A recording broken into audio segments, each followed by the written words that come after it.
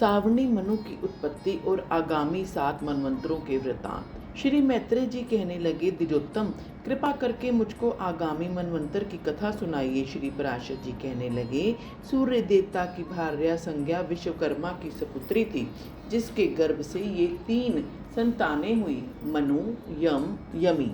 कुछ काल पश्चात सूर्य देवता की सेवा के लिए छाया को लगा दिया और स्वयं वन गमन कर गई। सूर्य ने छाया को संज्ञा ही समझा और उसके गर्भ से शनैश्चर एक दूसरा मनु और तप्ती संतानों की उत्पत्ति हुई। एक रोज अपने पुत्र के पक्षपात से छाया ने क्रुद्ध होकर यम को शाप दिया, तो यम तथा सूर्य दोनों को ही ज्ञात हुआ कि वह संज्ञा नहीं बल्कि कोई अन्य स्त्री है। फिर छाया ने अपने मुंह से संपूर्ण वृतांत सुना डाला। सूर्य ने समाधि लेकर ज्ञात किया कि संज्ञा घोड़ी रूप होकर वन में तप कर रही है, अतः सूर्य देवता ने घोड़े अश्व का रूप धारण करके उसके गर्भ द्वारा 2 अश्विनी कुमारों और रेवत को उत्पन्न किया। इसके बाद सूर्य भगवान अपनी भार्या संज्ञा को अपने स्थान पर ही लिवा लाए और विश्वकर्मा ने उनके तेज को शांत किया। वे 8 मास ही उनके तेज को कम कर पाए। हे मैत्रेय, सूर्य के जिस अष्टम अंश वाले तेज को विश्वकर्मा ने क्षीण कर दिया, वह तेज पृथ्वी के ऊपर गिर पड़ा। उसी तेज के द्वारा विश्वकर्मा ने श्री विष्णु का चक्र बनाया, शिव जी के त्रिशूल की रचना, कुबेर के विमान की रचना की। उसी तेज के द्वारा उन्हें कार्तिकेय की शक्ति बना डाली और दूसरे देवताओं के शस्त्र गढ़े और तेज द्वारा उनके पुष्ट किया। छाया संज्ञा के बेटे दूसरे मनु के वर्ण के सदृश्य होने के कारण सावर्णी कहलाया गया। अब मैं आगे आने वाले 8वें मनवंतर का वृतांत कहता हूँ। सावर्णी उस समय मनु बनेंगे और देवता होंगे सुतप, अमिताभ तथा मुख्य गण। उन देवताओं का हर एक गण 20-20 का झुंड कहलाया जाता है। हे मुनीश्वर, अब मैं आगे आने वाले सप्तऋषियों के नाम बतलाता हूँ। दीप्तमान, गालव, राम, कृप, अश्वत्थामा तथा मेरे सुपुत्र व्यास जी ऋषिशृंग और पाताल लोक के निवासी विरोचन के सुपुत्र बलि, तत्कालीन इंद्र तथा सावर्णी मनु के बेटे विराजा, अवरीवान तथा निर्मोक राजा बनेंगे। 9वें मनु दक्ष सावर्णी बनेंगे। 3 देव वर्ग बनेंगे, पार, मरीच, गर्भ तथा सुधर्मा। इनके हर एक वर्ग में 12-12 देवता हुआ करेंगे, जिनका नायक महापराक्रमी उद्भुत नाम का इंद्र बनेगा। इस समय के सप्तऋषि ये होंगे: सवन, द्युतिमान, भव्य, वसु, मेघातिथि,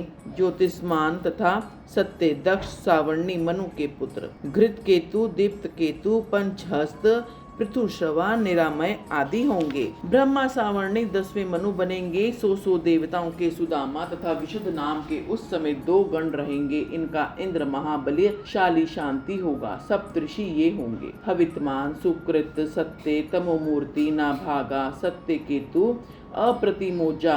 तब ब्रह्म स्वर्णिम के 10 पुत्र होंगे, जिनके नाम सुक्षेत्र, उत्तमोजा, भूषणानी होंगे, जो इस धरती की रक्षा करेंगे। 11वें मनु का नाम होगा धर्म स्वर्णी। उस समय के देवताओं के मुख्य गण भेंगम, कामगम तथा निर्वाण व्रती होंगे। इनमें से हर एक के 30-30 देवता होंगे तथा इंद्र होगा। वृष सप्तऋषि होंगे: नीस्वर, वपुष्मान, अग्नि तेजा, घृणी, हविस्मान, आरुणी, अनद। धर्म स्वर्णी के पुत्र राज अधिकारी, सर्वत्रग, देवानिक, सुधर्मा आदि रहेंगे। 12वां मनु रुद्र पुत्र सावर्ण रहेगा। उनके पुत्र देववान, उपदेव, देवश्रेष्ठ आदि सम्राट होंगे। उस समय का इंद्र ऋतुधामा होगा। 10-10 देवताओं के 5 गण होंगे: हरित, रोहित, सुमन, सुराप, सुकर्मा। 7 ऋषि ये होंगे: तपस्वी, तमो, तपोमूर्ति, सुतपा, तपोघ्रति, तपोघोत, तपोरति तथा तपोधन। रुचि नाम 13वां मनु बनेगा, जिनके पुत्र चेत्रसेन, विचित्र आदि राजा होंगे।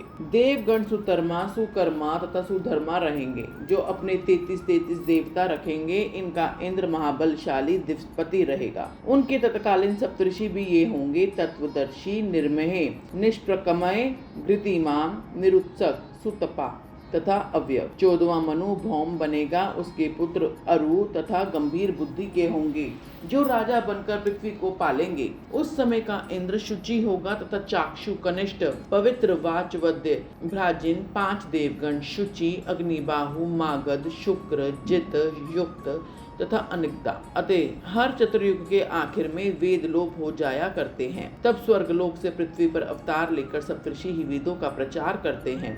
हर एक सत्य के आरंभ में मानव धर्म मर्यादा रखने में प्रयोजन हेतु मनु का मनवंतर के अंतर्गत आखिर में तत्काली देवता यज्ञ भोगों का भोग करते हैं और मनु के बेटे हुआ करते हैं। वे तथा उनके कुल के व्यक्ति धरती का पालन पोषण किया करते हैं। इस तरह प्रत्येक मनवंतर के अधिकारी मनु सप्तऋषि देवता इंद्र और मनु पुत्र राजा हुआ करते हैं। उपरोक्त कहे गए 14 मनवंतरों के व्यतीत होने पर 1000 युग स्थित वाले कल्प की समाप्ति होती है।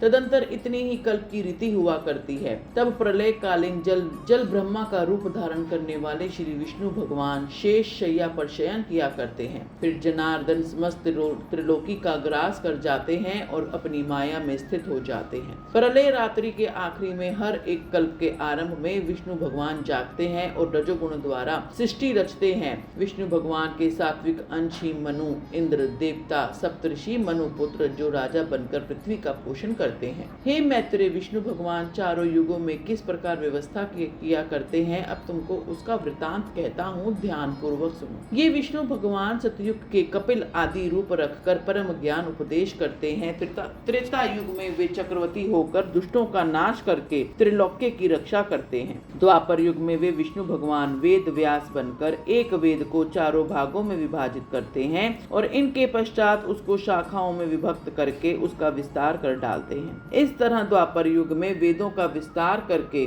आखिर में विष्णु भगवान कल्कि का रूप धारण करते हैं और दुराचार में प्रवृत्त लोगों को सन्मार्ग पर लाते हैं। इस तरह विष्णु भगवान समस्त विश्व की सृष्टि इस प्रकार विष्णु भगवान समस्त विश्व की वृष्टि स्थिति तथा संहार करते हैं। इस विश्व में उनसे भिन्न कोई वस्तु नहीं है। इस लोक परलोक भूत भविष्य और वर्तमान में जितने भी पदार्थ हैं उन सब की उत्पत्ति विष्णु भगवान से ही हुई है। बोलो ओम श्री विष्णु प्रियाय नमः। ओम श्री विष्णु प्रियाय